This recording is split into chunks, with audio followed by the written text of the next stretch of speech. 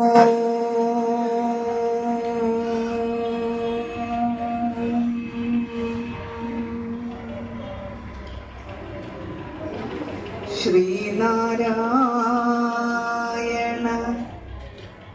പരമഗുരവേ നമഃ.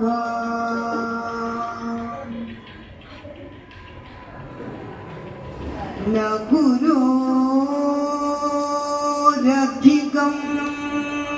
തത്വം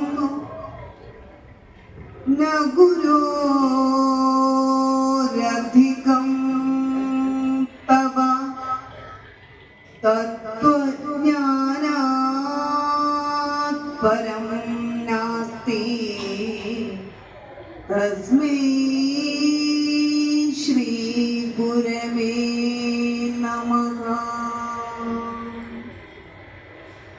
നമോ ഭഗവതേ നിത്യശുദ്ധമുക്തമഹാത്മനേ നാരായണ യതീന്ദ്രായ തസ്മൈ ശ്രീ ഗുരവേ നമഃ. ജയിക്കുക മഹാദേവ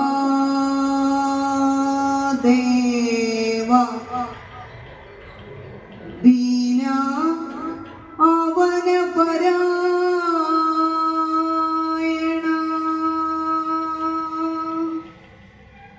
ജയിക്കുക ചിദാനന്ദ ദയാ സിന്ധോ ജയിക്കുക.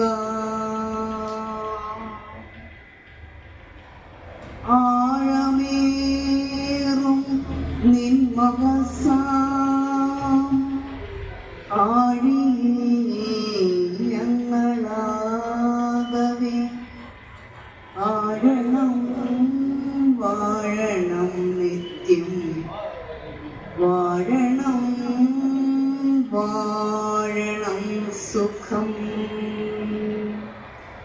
ഓം ശാന്തി ശാന്തി ശാന്തി.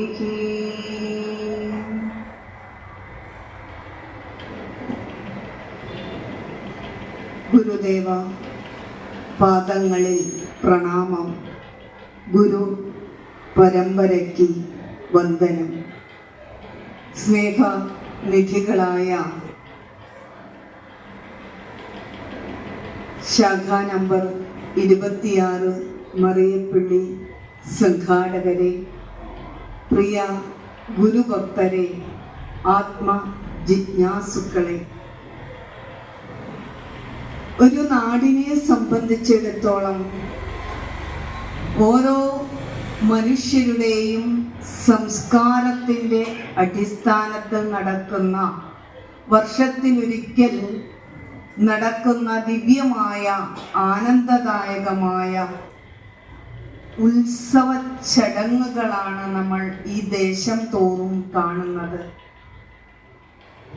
ഇവിടുത്തെ SNDPയെ സംബന്ധിച്ചിടത്തോളം നമുക്ക് ഏറ്റവും വലിയ ഒരു മഹോത്സവമായിട്ട് നമ്മൾ ഗണിക്കുന്നത് നാരായണ ഗുരുദേവൻ സന്നിധാനം ചെയ്യുന്ന ഈ ദിവ്യമായ ഒരു ക്ഷേത്ര സന്നിധിയോടുകൂടി കുടികൊള്ളുന്ന ഒരു സംഘടനയാണ് ഇത്.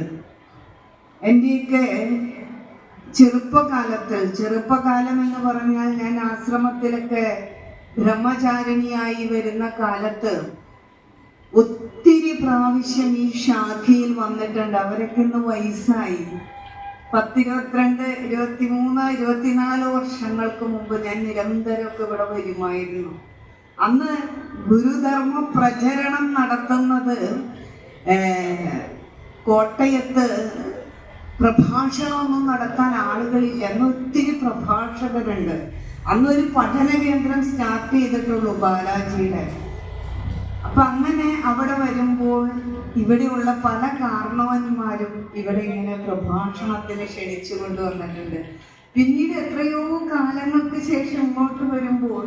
ഇവിടെ ഉണ്ടാകുന്ന ബാഹ്യവും ആന്തരികവുമായ അഭിവൃദ്ധി വലുതാണ്. കാരണം എത്ര മനോജ്ഞമായിട്ട് മനോഹാരിതയോട് കൂടിയിട്ടാണ്, ഭാവാത്മകമായിട്ടാണ് നിങ്ങൾ ഗുരുദേവ കൃതികളൊക്കെ ആലപിക്കുന്നത്. എത്രയോ ഗുരുദർശനത്തിലൊക്കെ അവഗാഹം ഇവിടെയുള്ള വ്യക്തികൾക്കുണ്ടായിരിക്കണം. ഒരു ദിവസമായിട്ട് പോലും ഈ മഹോത്സവത്തിന്റെ ഒരു പ്രഭാഷണം അതിന്റെ ഭാഗമായി വച്ചപ്പോൾ എത്രയോ ഗുരുഭക്തരാണ് ഈ ഗുരുദേവന്റെ വചനാമൃതം ഇവിടെ നുണയുവാനായിട്ട് വന്നിരിക്കുന്നത്. അതുകൊണ്ട് നിങ്ങൾക്കെല്ലാവർക്കും ഗുരു പറയുന്നത് പോലൊരു വലിയ നമോവാകം. കാരണം നമ്മുടെ ജീവിതത്തിൽ ഗുരു ഒരുപാട് സ്വാധീനിച്ചിട്ടുണ്ട് നമ്മളെ. അതുകൊണ്ടാണ് നമ്മൾ ഇവിടേക്ക് ഇങ്ങനെ വന്നിരിക്കുന്നത്. ഓരോ വ്യക്തി എന്ന രീതിയിൽ പലവിധമായ മാനങ്ങളിലൂടെ ഗുരു നമുക്ക് കൃപാവർഷം ചൊരിഞ്ഞു തന്നിട്ടുണ്ട്. ചില ആളുകൾക്ക് തന്നിരിക്കുന്നത് ദുഃഖത്തിൽ നിന്നുള്ളൊരു നിവാരണമായിരിക്കും. ചില ആളുകൾക്ക് തന്നിരിക്കുന്നത് ജീവിതത്തിൽ നിരന്തരം വരുന്ന വിഘ്നങ്ങളിൽ നിന്നുള്ള ഒരു മാറ്റിവെക്കലായിരിക്കും. ചില മനുഷ്യരെ സംബന്ധിച്ചിടത്തോളം ദിശാബോധം നഷ്ടപ്പെട്ടു പോയിരിക്കുന്ന വ്യക്തികൾക്ക് ഒരു നേർക്കാഴ്ചയായിട്ട്, നേർവഴിയായിട്ട് ഗുരു നമ്മുടെ മുന്നിൽ പ്രത്യക്ഷപ്പെടുന്നുണ്ട്. ചില വ്യക്തികളെ സംബന്ധിച്ചിടത്തോളം എന്താണ് ഈശ്വരന്റെ മഹിമ, ഗുരുമഹിമ എന്താണെന്ന് തിരിച്ചറിയാതെ വെറുതെ സാധാരണ മറ്റ് ജീവികൾ ജീവിക്കുന്നത് പോലെ ഉണ്ടും ഉറങ്ങിയും മാത്രം ജീവിച്ചു പോയ ഒരു മനുഷ്യൻ ആണ് നമ്മൾ. വളരെ കുറച്ച് ആളുകളാണ് അതിൽ നിന്ന് വിവേകഭരിതമായി ചിന്തിച്ച് ജീവിതത്തെ സംസ്കാര സമ്പന്നമാക്കി ജീവിതത്തിന്റെ ലക്ഷ്യത്തെ മുൻനിർത്തി മുന്നോട്ട് പോകുന്നവരായിട്ടുള്ളൂ. അപ്പൊ അധികം ആളുകളും അങ്ങനെയാണ്, സാധാരണ ജീവിതം നയിക്കുന്നവരാണ്. ഗുരു പറയും ആത്മോപദേശ ശതകത്തിൽ, ഉണരണമിന്നി ഉറങ്ങണം, ഭുജിച്ചിടണം, ആശനം പുണരേണമെന്നിവണ്ണം അണയുമനേക വികൽപ്പമാകയാൽ ആരുണരുവതുള്ളൊരു നിർവികാരരൂപം,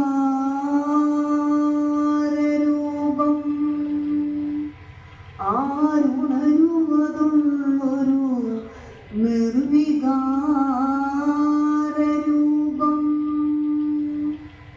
ഗുരു നമ്മളെ ക്ഷണിക്കുകയാണ്. എങ്ങനെയൊക്കെ ജീവിതത്തെ ഭംഗിയാക്കാമോ, വൃത്തിയാക്കാമോ, ശുദ്ധിയാക്കാമോ, അതെല്ലാം ഗുരു നമുക്ക് കാണിച്ചു തന്നു. ഗുരുവിൻ്റെ ജീവിതം കൊണ്ട് നമുക്ക് കാണിച്ചു തന്നു. ഗുരുവിൻ്റെ ദർശനത്തില്, ഗുരുവിൻ്റെ വാക്കുകളിലൂടെ, വചനങ്ങളിലൂടെ അത് നമുക്ക് എഴുതി തന്നു. അപ്പൊ നമ്മളോട് പറയാണ്, സാധാരണ മനുഷ്യരായി നമ്മൾ ജീവിക്കലേ, കുറേയും കൂടി ഉയർന്ന കാഴ്ചയുള്ള, വെളിവുള്ള, വിവേകമുള്ള, തിരിച്ചറിവുള്ള, സഹകരണ ബുദ്ധിയുള്ള, നന്മയുള്ള മനുഷ്യരായി നിങ്ങൾ ഗുരു പറഞ്ഞു തരികയാണ്. നമ്മളെല്ലാം കർമ്മം ചെയ്യുന്നത്, അധ്വാനിക്കുന്നത് എല്ലാം നമ്മുടെ സുഖത്തിന് വേണ്ടിയിട്ടാണ്. ആ സുഖം തികച്ചും ഭൗതികമായ അടിസ്ഥാനത്തിലാണ് നമ്മൾ ഗണിക്കപ്പെടുന്നത്. നന്നായി ഭക്ഷണം കഴിക്കണം, നല്ല വസ്ത്രം ധരിക്കണം, നമുക്ക് ഇഷ്ടമുള്ളത് കേൾക്കണം, ഇഷ്ടമുള്ളത് രുചിക്കണം, ഇഷ്ടമുള്ള സ്പർശനങ്ങൾ നമ്മൾ അനുഭവിക്കണം. ഇത് സാധാരണ ജീവിതത്തിൽ ഒരു ഭോഗമാണ്. വെറും മനുഷ്യൻ ഉണ്ടും ഉറങ്ങിയും പുണർന്നും പണിയെടുത്തും ജീവിക്കുന്നത് അത് എല്ലാ ജീവികളും ചെയ്യുന്നതാണ്. അതിനപ്പുറത്ത് മനുഷ്യന്റെ ഉയർന്ന മാനം എന്താണ് എന്ന് ഗുരു നമുക്ക് കാണിച്ചു തരികയാണ്. ഗുരു പറയുകയാണ്, നമുക്ക് വേണ്ടത് നമ്മുടെ ഉള്ളിൽ കുറച്ച് നല്ല മൂല്യങ്ങളെ നിറയ്ക്കണം. നല്ല മൂല്യങ്ങൾ എന്താണ്? നല്ല മൂല്യങ്ങളുടെ ആകെ തുകയാണ് മനുഷ്യത്വം എന്ന് പറയുന്ന നല്ലൊരു ഭാവം. നല്ല മൂല്യങ്ങൾ വേണം, നല്ലവളായിരിക്കണം, നല്ലവനായിരിക്കണം എന്നൊക്കെ നമ്മൾ പറയുമ്പോൾ ആ വ്യക്തി സ്നേഹമുള്ള ഒരാളായിരിക്കണം, ആ വ്യക്തി അനുകമ്പയുള്ള ഒരാളായിരിക്കണം, ആ വ്യക്തി ഏറെക്കുറെ എല്ലാവരെയും സ്വീകരിക്കുന്ന പരിഗണിക്കുന്ന ഒരു വ്യക്തിയായിരിക്കണം, നിതാന്ത പരിശ്രമശാലിയായിരിക്കണം, തൻ്റെ മുന്നിലേക്ക് വരുന്ന കർത്തവ്യ കർമ്മങ്ങളെ ഭംഗിയായി നിർവഹിച്ച് കടന്നു പോകുന്ന ഒരു വ്യക്തിയായിരിക്കണം. അങ്ങനെ ഒരു വ്യക്തിയായി നാം പരിണമിക്കണമെങ്കിൽ നമ്മുടെ കൈവശമുള്ള അറിവോ നമ്മുടെ കൈവശമുള്ള സമ്പത്തോ മാത്രം പോരാ. നല്ലൊരു ജീവിതം, നല്ലൊരു കാഴ്ചപ്പാട്, ജീവിതത്തിന് നല്ലൊരു നിഷ്ഠ ഇത് നമുക്കുണ്ടാകണമെങ്കിൽ മഹാഗുരുക്കന്മാരും നാരായണ ഗുരു വരെ എത്തി നിൽക്കുന്ന ഋഷി പരമ്പര എവിടെ എത്തി നിൽക്കുന്നു? നാരായണ ഗുരു എത്തി നിൽക്കുന്ന ആ ഋഷി പരമ്പര വരെ പറഞ്ഞു തന്ന അമൃത വചനങ്ങളെ നമ്മൾ സ്വീകരിക്കുമ്പോഴാണ് നമ്മുടെ ജീവിതത്തിൻ്റെ സൗന്ദര്യവും നിറവും പ്രയോജനവും ലക്ഷ്യവും നമുക്ക് മനസ്സിലാക്കുവാനായിട്ട് സാധിക്കുകയുള്ളൂ. അങ്ങനെ വരുമ്പോൾ മാത്രമാണ് നമുക്ക് സ്വാധീനത്തിൽ വരുന്നത്, ഗുരു നമ്മളിലേക്ക് ഇറങ്ങി വരുന്നത്. നമ്മൾ ഒരു സ്റ്റെപ്പ് ഗുരുവിലേക്ക് എടുത്തു വെക്കുമ്പോൾ 5 സ്റ്റെപ്പ് ഗുരു നമ്മിലേക്ക് ഇറങ്ങി വരും. എങ്ങനെ? കൃപാവർഷമായിട്ടാണ് ഇറങ്ങി വരുന്നത്. നമ്മുടെ ജീവിതത്തിന് വ്യക്തമായൊരു ലക്ഷ്യമുണ്ട് എന്നാണ് ഗുരു ആദ്യം നമ്മളെ പഠിപ്പിച്ചു തരുന്നത്. സർവ അധ്യാത്മശാസ്ത്രങ്ങളും സനാതന ധർമ്മം മുഴുവൻ ഉദ്ഘോഷിക്കുന്നത് മനുഷ്യ ജീവിതത്തിന്റെ ലക്ഷ്യപ്രാപ്തിയെ പറ്റിയിട്ടാണ്. ഇത് തന്നെയാണ് നാരായണ ഗുരു നമുക്ക് പറഞ്ഞു തരുന്നത്. ആത്മോപദേശ ശതകത്തിൽ 100 ശ്ലോകങ്ങളിലുടനീളം മനുഷ്യ ജീവിതത്തിന്റെ ലക്ഷ്യ സാക്ഷാത്കാരത്തെ പറ്റി പറയുമ്പോൾ ലക്ഷ്യം മുന്നിൽ വെച്ചുകൊണ്ട് ജീവിതമാകുന്ന മാർഗം, പ്രയാണം ഏതെല്ലാം വിവിധമാനമായ വൈവിധ്യമാനമായ മാർഗങ്ങളിലൂടെ നമ്മൾ സഞ്ചരിക്കുമ്പോഴും സുപഥപാതയിലൂടെ സഞ്ചരിച്ച് അബദ്ധപാതകളിലൂടെ സഞ്ചരിക്കാതെ നമ്മുടെ ജീവിതത്തെ ശ്രേഷ്ഠമാക്കാൻ, ധന്യമാക്കാനാണ് ഗുരു നമ്മളെ പഠിപ്പിച്ചു തരുന്നത്. മനുഷ്യ ജീവിതത്തിന്റെ ലക്ഷ്യം എന്ന് പറയുന്നത് ഗുരു ഈശ്വര സാക്ഷാത്കാരം തന്നെയാണ്, ആത്മസാക്ഷാത്കാരം തന്നെയാണ്. അത് നമ്മിൽ നിന്ന് അന്യമാണോ? ഒരിക്കലും നമ്മിൽ നിന്ന് അന്യമല്ല. നമ്മളെ ജീവിപ്പിക്കുന്ന ഒരു ശക്തി, ഒരു ഉമ്മ, ഒരു സത്ത, അതിനെ ആത്മാവെന്ന് ഉപനിഷത്തും നാരായണ ഗുരുവൊക്കെ വിളിക്കും. കുറെ കൂടി നല്ല ഒരു ക്രാന്തദർശിയായ കവിയായതുകൊണ്ട് ഗുരുവിൻ്റെതായ തനത് ഭാഷയിൽ ഗുരു അതിനെ അറിവെന്ന് വിളിക്കും. നമ്മുടെ ഉള്ളിൽ നിന്ന് പ്രജ്വലിക്കുന്ന അറിവാണ് സമസ്ത ചരാചരങ്ങളിലും നിറഞ്ഞു നിൽക്കുന്ന ഈശ്വരൻ എന്ന് ഗുരു നമ്മളെ കാണിച്ചു തരികയാണ്. അതുകൊണ്ടാണ് ഗുരു നമ്മൾക്ക് ഈശാവാസ്യം എന്ന ഉപനിഷത്ത്, വേദത്തിന്റെ സാരസത്തയായിരിക്കുന്ന ഉപനിഷത്തുക്കളിൽ പ്രധാനപ്പെട്ട ഈശാവാസ്യ ഉപനിഷത്ത് നമുക്ക് മലയാളത്തിലേക്ക് തർജ്ജമ ചെയ്തു തന്നത്. ഉപനിഷത്തിന്റെ വിപുലീകരണം മാത്രമാണ് ഈ ലോകത്തുള്ളൂ, വേറെ ഒന്നുമില്ല. ആ അറിവിനെ അനുഭവിച്ച മഹാഋഷി നമുക്ക് കൂടുതൽ ഭംഗിയായി മനുഷ്യ ജീവിതത്തിന് ഇണങ്ങുന്ന രീതിയിൽ നമ്മുടെ പ്രായോഗികമായ തലങ്ങളിലേക്ക് ഈ അറിവിനെ ചേർത്ത് വെച്ച് തരിക മാത്രമാണ് ഗുരു ചെയ്തത്. ഇപ്പൊ ഗുരു നമ്മളോട് പറഞ്ഞു തരികയാണ്, എന്താണ്? ഈശാവാസ്യമിതം സർവം, ഈ ലോകം മുഴുവൻ ഈശ്വരനാൽ ആവൃതമായിരിക്കുന്നു, മൂടപ്പെട്ടിരിക്കുന്നു, നിറഞ്ഞിരിക്കുന്നു. അതുകൊണ്ട് എന്നിലും നിന്നിലും നിറഞ്ഞിരിക്കുന്ന സത്യം ഒന്നാണെന്ന് തിരിച്ചറിയുമ്പോൾ ജീവിതത്തോട് അഭിരമനമില്ല, നമുക്ക് ജീവിതത്തോട് അമിതമായ ആസക്തികളില്ല, കൂടുതലായിട്ടൊന്നും നമുക്ക് ചേർത്ത് വെക്കാനില്ല, സമൂഹത്ത് നിന്ന് ഒന്നും നമുക്ക് പ്രത്യേകമായിട്ട് നേടേണ്ടതായിട്ടില്ല. മറിച്ച് എന്താണോ ഈശ്വരന്റെ ഇച്ഛ അതനുസരിച്ച് എൻ്റെ ജീവിതത്തെ ഞാൻ ഈശ്വരന്, ഗുരുവിന് വിട്ടുകൊടുക്കുക. ഗുരുവിന് വിട്ടുകൊടുക്കുമ്പോൾ പിന്നെ വെറുതെ ഇരുന്നാൽ മതിയോ? പോരാ. എന്താണോ ഈശ്വരന്റെ കൽപ്പന, കൽപ്പിച്ച പോലെ വരും എന്ന് നിലച്ചു കണ്ടിട്ട് അർപ്പിച്ചിടുന്നു അടിയനൊക്കെയും അങ്ങു ശംഭോ. ഈശ്വരന്റെ ഇച്ഛയ്ക്ക് നമ്മളെ വിട്ടുകൊടുക്കണം. കാരണം ഈ മഹാശക്തിയുടെ ഒരംശമാണ് നമ്മിലേക്ക് ചൊരിഞ്ഞു തരുന്നത്. അതുകൊണ്ടാണ് നാം ശക്തനും ശക്തിയുള്ളവളുമായിരിക്കുന്നത്. ആ ശക്തി ഉപയോഗിച്ചിട്ടാണ് നമ്മുടെ ജീവിതത്തെ നാം കരുപ്പിടിപ്പിച്ചെടുക്കുന്നത്. അവിടെ നമ്മൾ അഹങ്കരിക്കാൻ പാടില്ല. പുറമെ പലതും നമുക്ക് വന്നു ചേരും, പലതും നമുക്ക് ചാർത്തപ്പെടും. പദവികൾ, അംഗീകാരങ്ങൾ, സമ്പത്ത്, വിദ്യാഭ്യാസം, നല്ല ജോലി എല്ലാം നമുക്ക് വന്നു ചേരുമ്പോഴും തിരിച്ചറിയുക, ഇത് ഈശ്വരൻ നമുക്ക് തന്നിരിക്കുന്ന ഭിക്ഷയാണ് നമ്മുടെ ജീവിതം. ഈശ്വരന്റെ ദാനമാണ് നമ്മുടെ ജീവിതം. അത് കൃതജ്ഞതാ നിർഭരതയോട് കൂടിയിട്ട് വളരെ നന്ദിയോടുകൂടി ഏറ്റുവാങ്ങിക്കൊണ്ട് ലാളിത്യമാനസരായി നമുക്ക് ജീവിക്കുവാൻ കഴിയണമെങ്കിൽ ഗുരുദർശനത്തെ ശരണം പിടിക്കാതെ വയ്യ. ഇത് നമ്മൾ തിരിച്ചറിയുമ്പോൾ നമുക്ക് ഈ പരസ്പര വിദ്വേഷങ്ങൾ നമ്മുടെ ഉള്ളിൽ നിന്ന് പോകും. നമ്മൾ ആദ്യം ചെയ്യേണ്ടത് എന്തിന് ഗുരുദേവ കൃതി പഠിക്കുന്നു എന്ന് ചോദിച്ചാൽ ആദ്യം നമ്മുടെ ലക്ഷ്യം ആത്മസാക്ഷാത്കാരമാണ്. നമ്മുടെ ഉള്ളിലിരിക്കുന്ന ഈശ്വരൻ തന്നെയാണ്. ഈശ്വരനിലാണ് നാം ഇരിക്കുന്നത്. വ്യവഹരിക്കാൻ വേണ്ടി അങ്ങനെ പറയുന്നു. സമസ്തതയിലും നിറഞ്ഞു നിൽക്കുന്നു എന്നറിയുമ്പോൾ നമുക്ക് ആരാണ് നമ്മിൽ നിന്ന് അന്യമായിരിക്കുന്നത്? എന്തിനെയാണ് നമ്മുടെ ജീവിതത്തിൽ നിന്ന് മാറ്റിവെക്കാനുള്ളത്? എല്ലാം നമ്മുടെ തന്നെ അംശമായിരിക്കുന്നു. ആ സത്യത്തെ അനുഭവിച്ച് അറിയുകയാണ് ജീവിത ലക്ഷ്യമായി വരുമ്പോൾ നമ്മുടെ ഉള്ളിൽ നിന്ന് അസത് വാസനകൾ, ആവശ്യമില്ലാത്തത് നമ്മുടെ ഉള്ളിൽ നിന്ന് പോകും. പോയിട്ടോ നല്ല വാസനകൾ നമ്മുടെ ഉള്ളിൽ വന്ന് നിറയും.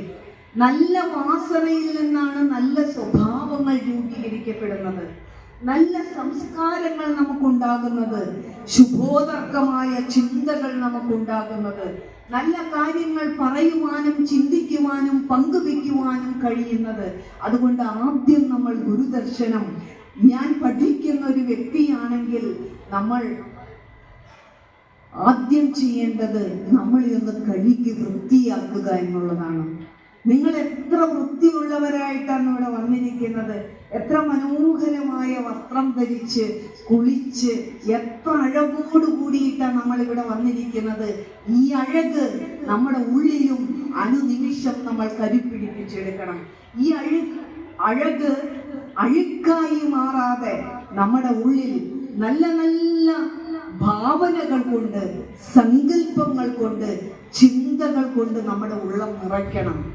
നമ്മുടെ സങ്കല്പമാണ് നമ്മുടെ കർമ്മങ്ങളായി രൂപാന്തരപ്പെടുന്നത്, വാക്കുകളായി രൂപാന്തരപ്പെടുന്നത്. നല്ല വാക്കുകൾ വരണമെങ്കിൽ, നല്ല കർമ്മങ്ങൾ വരണമെങ്കിൽ നല്ല സങ്കല്പങ്ങൾ നമ്മുടെ ഉള്ളിൽ വേണം. നല്ല സങ്കല്പങ്ങൾ ഉണ്ടാകണമെങ്കിൽ നല്ലതുകളെ നമ്മൾ കേൾക്കണം.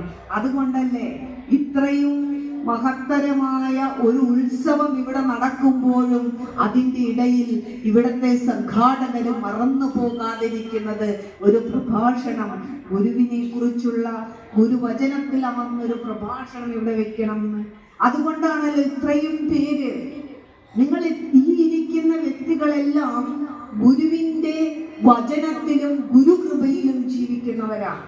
അല്ലെങ്കിൽ ഇത്രയും ആളുകളെ ഒന്നും കാണാൻ കഴിയില്ല. നമുക്ക് കുറച്ചും കൂടെ തെക്കോട്ട് പോയി കഴിഞ്ഞാൽ ഇങ്ങനെയുള്ള ഉത്സവത്തിന് 2 മണി വരെ നിന്ന് നമ്മൾ പ്രസംഗിച്ചാലും ആരും കാണില്ല. നമ്മുടെ പ്രസംഗം കഴിയുമ്പോഴത്തേക്കും ഒത്തിരി ആളുകൾ അന്നദാനം കഴിക്കാനായിട്ട് വരുന്നത് കാണാം. പക്ഷെ നിങ്ങൾ അന്നദാനത്തോടൊപ്പം അതിലും മഹനീയമായി കാണുന്നത് നിങ്ങൾ ആത്മദാനമാണ്, ആത്മപോഷണമാണ്. അന്നം നമുക്ക് ശരീരത്തിന് പോഷണം നൽകുന്നതോടൊപ്പം നമ്മുടെ മനസ്സിനും ബുദ്ധിക്കും മേധയ്ക്കും ഹൃദയത്തിനും പോഷണം നൽകുവാനായിട്ട് ഗുരുക്കന്മാരുടെ അമൃതവചനങ്ങൾ നമുക്ക് അനിവാര്യമാണ്. ഒരിക്കൽ നാരായണ ഗുരുദേവൻ ഒരു പ്രഭാഷണത്തിനായിട്ട് അന്നത്തെ ഒരു ഭക്തര് വിളിച്ചപ്പോൾ ഗുരു ആശാനെയാണ് കൂടെ കൊണ്ടുപോയത്. എന്നിട്ട് ആശാനോട് പറഞ്ഞു, പാവപ്പെട്ട ആളുകളാണ്, അവര് സാധാരണക്കാരാണ്, അതുകൊണ്ട് അവരോട് എന്തിനെ പറ്റി പറയണം? വയറിനെ പറ്റി പറയണം, ഹൃദയത്തെ പറ്റി പറയണം, തലയെ പറ്റി പറയണം. അങ്ങനെ പറഞ്ഞാൽ എന്താ? ഗുരു വെറും ആധ്യാത്മികമായിരിക്കുന്ന തലങ്ങളിൽ മാത്രം നിങ്ങൾ നിറഞ്ഞിരുന്ന് അതിൽ അമർന്നിരിക്കാനല്ല പഠിപ്പിച്ചത്. ഇവിടെയൊക്കെ പലരും പദയാത്രയ്ക്ക് പോയി, വലിയൊരു മഹത്തായ തീർത്ഥാടനം നടന്നു. എത്ര ദിവസങ്ങളായി ഓരോ വിഷയങ്ങളെ സംബന്ധിച്ച് ഗുരു പറഞ്ഞു തന്ന മഹാപ്രഭാഷണങ്ങള്. എന്താണ് തീർത്ഥാടനത്തിന്റെ ലക്ഷ്യം? ആ ലക്ഷ്യങ്ങൾ എന്താണ്? വിദ്യാഭ്യാസത്തെക്കുറിച്ച്, ഈശ്വര ചിന്തയെക്കുറിച്ച്, വ്യവസായത്തെക്കുറിച്ച് എല്ലാം അവിടെ നടക്കുന്നു. ഇതെന്തിനാണ് ഇതൊക്കെ ഗുരു പറഞ്ഞത്? നമ്മുടെ കർമ്മം 2 തരത്തിലുണ്ട്. ആദ്യം നമ്മൾ കർമ്മം ചെയ്യണം. ആ കർമ്മം നമുക്ക് എത്രത്തോളം ഉയരാൻ കഴിയുമോ അത്രത്തോളം നമ്മൾ ഉയരണം. കർമ്മരംഗങ്ങളില് നന്നായി പണിയെടുത്താൽ, നന്നായി അധ്വാനിച്ചാൽ, അഹങ്കാരമില്ലാതെ സ്വാർത്ഥതയില്ലാതെ കർമ്മം ചെയ്തു കഴിഞ്ഞാൽ ഈശ്വരന്റെ ഗുരുവിന്റെ കൃപ നമുക്കുണ്ടാകും. പരിശ്രമശാലികൾക്ക് സമ്പത്ത് വരും. അത് ഒരു ദിവസം കൊണ്ടല്ല, രാപ്പകലില്ലാത്ത പ്രയത്നം നടത്തി. നിങ്ങൾ തന്നെ ശ്രദ്ധിച്ചു നോക്കൂ, ഗുരുദേവ കൃതികൾ ആദ്യമായി പഠിക്കുന്ന ഒരാൾക്ക് എത്ര ബുദ്ധിമുട്ടായിരിക്കും. അവര് ചൊല്ലൂല. ഇതൊക്കെ ആർക്ക് പറ്റും, ആർക്ക് സാധിക്കും, എവിടെ നേരം എന്നൊക്കെ തോന്നും.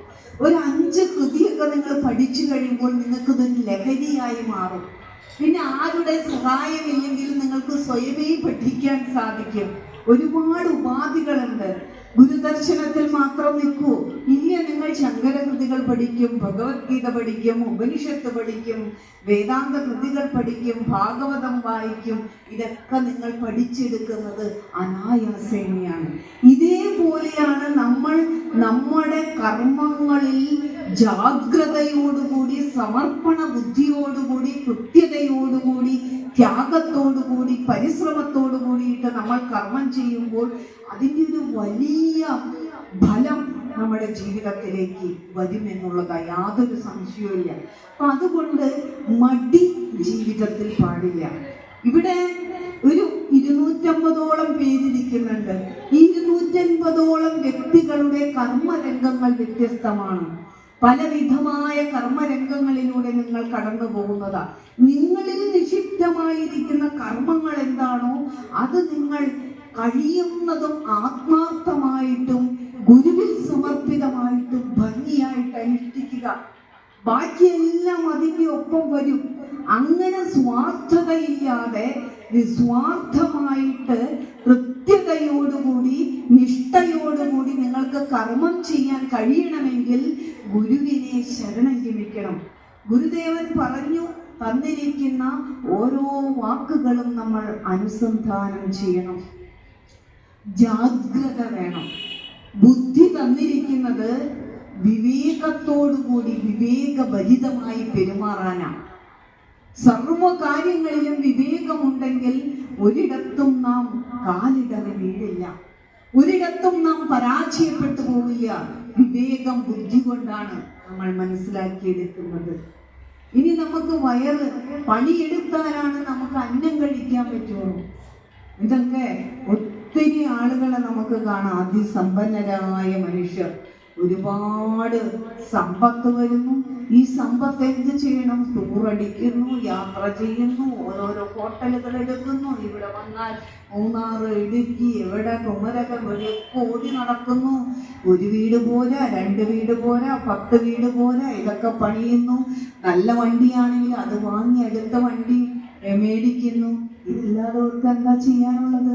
എന്നാ ഗുരുവിൽ മനസ്സർപ്പിച്ച ഒരു ഭക്തൻ, ഒരു വ്യക്തിയാണെങ്കിലോ എത്ര സമ്പത്ത് അവന് വന്നാലും സമുദ്രത്തിലേക്ക് 4 പാട് നിന്ന്, നദികളിൽ നിന്ന് കര കവിഞ്ഞ് വെള്ളമെത്തിയാലും സമുദ്രം കര കവിയാത്തതുപോലെ എത്ര സമ്പത്ത് നമ്മുടെ ജീവിതത്തിലേക്ക് വന്നാലും മിതവ്യയം ചെയ്ത് കൊടുക്കേണ്ടിടത്ത് കൊടുത്ത് ദാനധർമാദികൾ അതാത് ദേശങ്ങളിൽ അർപ്പിച്ച് ബാക്കിയുള്ളത് മാറ്റിവെച്ച് നല്ലൊരു പ്രസ്ഥാനം തുടങ്ങി ആ പ്രസ്ഥാനത്തിൽ നമ്മുടെ ദേശത്തുള്ള 10 പേർക്ക് ജോലി കൊടുത്ത് നമുക്ക് നല്ലൊരു മാതൃകയാക്കി മാറ്റാം.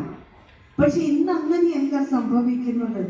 ഇങ്ങനെ ഈ മനുഷ്യനും ഓടി നടക്കുന്നത് കൊണ്ട് മക്കൾക്ക് വേറെ എന്താ ചെയ്യാനുള്ളത്?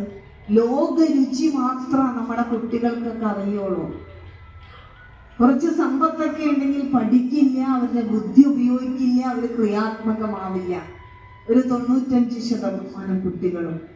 ബാക്കി ഇതെല്ലാം ഇവിടെ ഉണ്ടല്ലോ, ശേഷിപ്പ്. ആ ശേഷിപ്പ് ഭുജിച്ച് തീർക്കുക, എങ്ങനെയെങ്കിലുമൊക്കെ ജീവിതം തീർത്ത് കളയുക. അങ്ങനെയല്ല ഗുരു നമ്മളെ പഠിപ്പിച്ചു തരുന്നത്. ജീവിതം എങ്ങനെയെങ്കിലും തീർത്ത് കളയാനുള്ളതല്ല, ജീവിതം ഭംഗിയായിട്ട് ജീവിക്കുവാനുള്ളതാണ്. അതുകൊണ്ട് നമ്മുടെ ജീവിതത്തിൽ കർമ്മത്തിന് വളരെയേറെ പ്രാധാന്യമുണ്ട്. നമ്മൾ കർമ്മങ്ങൾ ചെയ്യണം. നമ്മുടെ മുന്നിലേക്ക് വരുന്ന ഓരോ കർമ്മത്തെയും കർത്തവ്യ കർമ്മങ്ങളായി നമ്മൾ കാണണം. ആ കർമ്മങ്ങളിലൂടെ നമുക്ക് എത്തിപ്പിടിക്കുവാൻ പറ്റുന്ന ഒരു 10-60 വയസ്സ് വരെ നമുക്കൊക്കെ ഓടി നടന്ന് ചേർത്ത് വെക്കാൻ പറ്റുള്ളൂ. 60 വയസ്സ് കഴിഞ്ഞാൽ പിന്നെ ചേർത്തൊന്നും നമുക്ക് വെക്കാൻ പറ്റില്ല. ആ സമയത്ത് നമുക്ക് ഭാഗ്യമായ ഒരു സമൃദ്ധി, ഒരു നിറവ് നമ്മൾ ഉണ്ടാക്കിയിട്ട് എന്നാൽ ഉള്ളിൽ ഗുരുവിൻ്റെ അറിവിനെ സന്നിവേശിപ്പിച്ചിരിക്കുന്നവരുണ്ടെങ്കിൽ കുറേ കൂടി നമുക്ക് ഉൾവലിയാനും സാധിക്കും. എന്നും നമ്മൾ ഒരു തലത്തിലല്ല വിരാജിക്കുന്നത്. കൊച്ചുകുട്ടികളായിരുന്നതല്ലേ നമ്മൾ ഒരു കാലത്ത്, യുവതികളും യുവാക്കന്മാരുമായിരുന്നതല്ലേ ഒരു കാലത്ത്.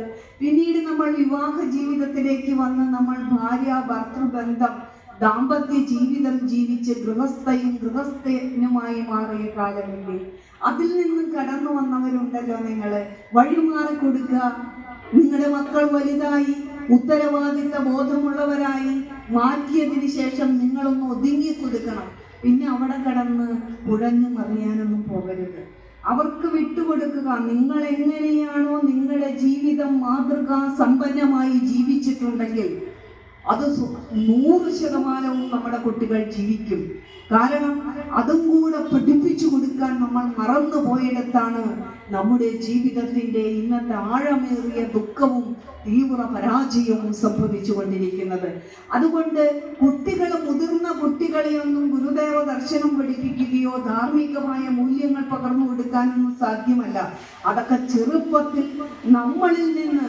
അച്ഛനമ്മമാരാണ് ഈ ലോകത്തിലെ ഏറ്റവും വലിയ സർവകലാശാല, നമ്മുടെ ഗൃഹമാണെന്നും അവിടെ എങ്ങനെയാണോ നല്ല വിദ്യാഭ്യാസം നേടുന്നതിന് വേണ്ടി നല്ല കലാലയങ്ങളിലേക്ക് യൂണിവേഴ്സിറ്റികളിലേക്ക് പോയി നമ്മൾ പഠനവും ഗവേഷണവും നടത്തുന്നത്, അതുപോലെ നമ്മളെ ജീവിതത്തെക്കുറിച്ച് സമഗ്രമായൊരു ജ്ഞാനം പകർന്നു തരുന്ന അതിബൃഹത്തായ സർവകലാശാലയാണ് നമ്മുടെ കുടുംബം എന്ന് പറയുന്നത്. പ്രത്യേകിച്ച് നമ്മുടെ അച്ഛനമ്മമാർ എന്ന് പറയുന്നത്. അവർക്ക് ജീവിതത്തിലുള്ള റോൾ എന്താണ്, അവർ എങ്ങനെയാണ്, ഇതൊക്കെ നിങ്ങൾക്ക് എല്ലാവർക്കും അറിയാവുന്ന കാര്യമാണ്. ശ്രീനാരായണ ധർമ്മം, ആ ധർമ്മത്തിലൂടെ ഗുരു ജീവിതത്തിൽ പറയാനുള്ള കാര്യങ്ങളെല്ലാം ഗാർഹസ്ഥ്യ ജീവിതത്തെ കുറിച്ച് പറഞ്ഞു തന്നു. മനോഹരമായ കൃതികളിലൂടെ, ലളിതമായ കൃതികളിലൂടെ, ദൈവദശകത്തിലൂടെ, പിണ്ടനന്ദിയിലൂടെ, സദാചാരത്തിലൂടെ, അനുകമ്പ ദശകത്തിലൂടെ, കോലധീരശസ്തവത്തിലൂടെയൊക്കെ നമുക്ക് എത്രമാത്രം മഹത്തരമായ ജീവിതം നയിക്കുന്നതിന് പ്രാപ്തമായ ലളിതമെന്ന് തോന്നുന്ന വാക്കുകൾ, ഗഹനമായി ജീവിക്കുവാൻ കഴിയുന്ന വാക്കുകൾ നമുക്ക് പകർന്നു തന്നിട്ട് അത് മാറ്റിവെച്ചുകൊണ്ട് ഈ ലോകത്ത് നമുക്ക് എന്താണ് നേടാനുള്ളത്? നിങ്ങൾ ലോകത്തിന്റെ പിന്നാലെ രുചികൾ തേടി, സുഖങ്ങൾ തേടി മാത്രം നടക്കുമ്പോൾ നിങ്ങൾ വീണു പോകും. ഈ വലിയൊരു തലത്തിൽ നാരായണ ഗുരുവൊക്കെ ബ്രഹ്മവിദ്യാപഞ്ചകം, ദർശനമാല, അദ്വൈത ദീപികയൊക്കെ പോലുള്ള കൃതി എടുത്ത് പഠിക്കുമ്പോൾ, അദ്വൈത വേദാന്തം നമ്മൾ പഠിക്കുമ്പോൾ ഈ പ്രപഞ്ചം എന്ന് പറയുന്നത് ഒരു തോന്നലാണെന്നും ഈ പ്രപഞ്ചത്തിന് കാരണമായിരിക്കുന്ന സത്യം മാത്രമാണ് ശാശ്വതമായിട്ടുള്ളൂ എന്നും അതിനെ പരബ്രഹ്മമെന്നും നാരായണ ഗുരുവിന്റെ ഭാഷയിൽ പറഞ്ഞാൽ അറിവെന്നൊക്കെ പറയും. അപ്പൊ ഈ അറിവിൽ ഈ ഈശ്വരന്റെ സങ്കല്പമാണ് ഈ പ്രപഞ്ചം. നമ്മൾ ഓരോരുത്തരും ഈശ്വരന്റെ സങ്കല്പത്തിലാണ് ഇരിക്കുന്നത്, സ്വപ്നത്തിലാണ് ഇരിക്കുന്നത്. നമ്മുടെ ജീവിതം നമുക്ക് യാഥാർത്ഥ്യമാണ്. നമ്മുടെ യാഥാർത്ഥ്യം ഈശ്വരന് സ്വപ്നമാണ്. അതിനൊരു ഉദാഹരണം വേദാന്തത്തിൽ പറയും. ഈ മരുഭൂമിയില് നമ്മൾ ചെന്ന് നിന്ന് കഴിഞ്ഞാൽ, ദൂരെ നിന്ന് മരുഭൂമിയിലേക്ക് നോക്കിക്കഴിഞ്ഞാൽ മരുഭൂമിയായിട്ടല്ല കാണുന്നത്. ഉച്ച സമയത്ത് ഈ സമയത്ത് നോക്കിയാൽ നല്ല സാഗരം പോലെ തോന്നും. കാരണം എന്താണ്? സത്യത്തിൽ അവിടെ ജലമുണ്ടോ? ഒരിക്കലും ജലമില്ല. സൂര്യരശ്മി ഈ മണലാരണ്യത്തിൽ അടിക്കുമ്പോൾ നമ്മളുടെ കണ്ണിനുണ്ടാകുന്ന ഒരു തോന്നലാണ് അത് ജലമാണ്.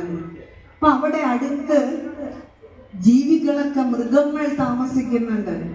ആ മൃഗം ദാഹിക്കുമ്പോൾ വെള്ളം കുടിക്കാനായിട്ട് ഓടി ഇവിടേക്ക് വരും. മൃഗതൃഷ്ണാപം എന്ന് അതിന് പറയുന്നത്. വെള്ളം കുടിക്കാനായിട്ട് ഈ മരുഭൂമിയിലേക്ക് ഓടി വരും.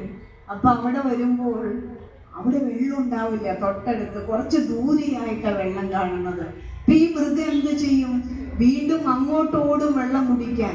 ഓടുന്ന സമയത്ത് മണലൊക്കെ ചുട്ട് പഴുത്ത് കിടക്കാണ്, നന്നായിട്ട് ദാഹിക്കുന്നുണ്ട്. ഓടി അടുത്ത് ചെല്ലുമ്പോ മൃഗത്തിന് അങ്ങനെ ശരി തെറ്റുകളെ തെരഞ്ഞെടുക്കുവാനുള്ള ചിന്താശേഷിയില്ല.